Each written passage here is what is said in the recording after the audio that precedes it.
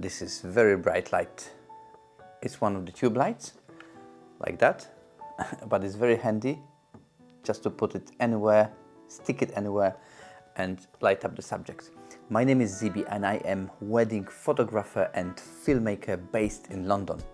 In this video today, I want to tell you how to start hybrid photography.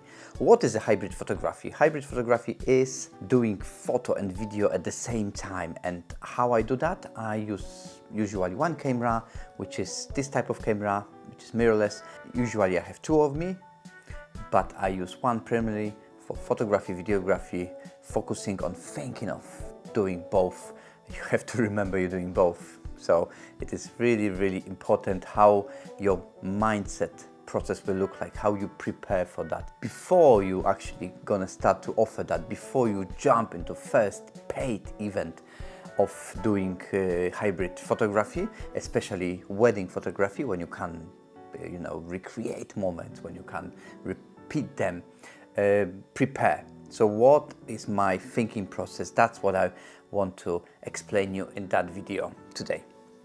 So first of all, I'm going to tell you which rules I break. So you may have heard of ND filters. You may have heard of some rules, which is like to have your shutter speed as twice as your frame rate. I don't do that typically. I keep my shutter speed same as frame rate or above, and what actually I do, I only care what I see on that screen. So if things on that screen look good for me, look perfect for me, as good as possible at that particular time, this is what I stick to.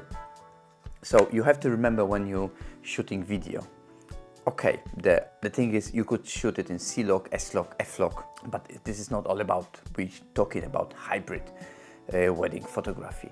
So while you're doing that, most likely you wouldn't have time and space and anything to shoot in C-Log to check your zebras and stuff. So you have to make sure you do everything you can do to achieve the best possible image inside the camera straight away. Because when you shoot in a standard profile, which I shoot in a standard, actually I shoot in faithful profile on my Canon cameras, and I keep a little bit sharpness taken down, and saturation a little bit down, contrast slightly down, and that's it. That's what I do. So I try to do as best as possible straight in front, inside the camera. So this is how you would do typically if you shoot in JPEGs, not in RAW. So you bear in mind, once you shoot the video, most likely you will shoot keep it as a JPEG. And when I shoot that, I keep I shoot in 50 frames a second. So usually all of the footage is slowed down. So you're gonna have this motion blur anyway, and you're gonna have you don't really need to care that much, at least I don't care that much of my shutter speed is usually as the photography shutter speed. So if it looks good here, I'm happy with that. Another thing is, which is really, really important, don't go for a wedding for the first time without knowing your cameras and shoot hybrid photography, videography. Actually, you shouldn't go to shoot not knowing the cameras, anything at all. So take the camera, go for the field, go on the street, go see your friends, go for a trip, travel, try your camera, get to know your camera inside out before you're gonna go for the paid gig, paid wedding, and shoot photography and videography. Get to know your settings, focus, what the things are, how the camera is capable of taking some stills and then moving to videography. You have to know what is happening basically inside the camera before you're gonna press this button, before you're gonna press shutter and the record button. Don't go to the wedding without knowing your gear. The next very important thing is, I was talking about that in the gear video.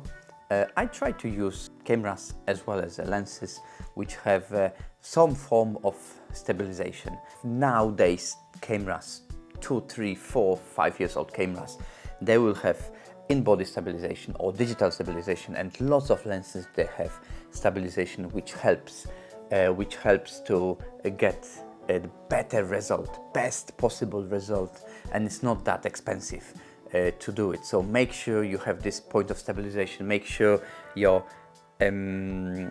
elbows are very close to your chest. Make sure you have additional strap. I will show that in a video. I will be talking about straps I use and techniques I use to have a handheld video. So make sure you have all of your stabilization on. And another tip, while using shorter, smaller lenses and slightly wider, let's say 35, 50, you get better result because the shake is not that visible as on 85, 200, 135, 105, or whatever longer. Yeah. So, but actually I'm using 70 to 200 on wedding ceremony without any problems, handheld, shooting video, no problem at all. However, shorter lenses, smaller setups will help you to get better result. And if you shoot in again 50 frames a second, you can slow that in a post, and that will eliminate the shakiness as well, which allows you to do the things more handheld than when a form of stabilization. And actually that would be all.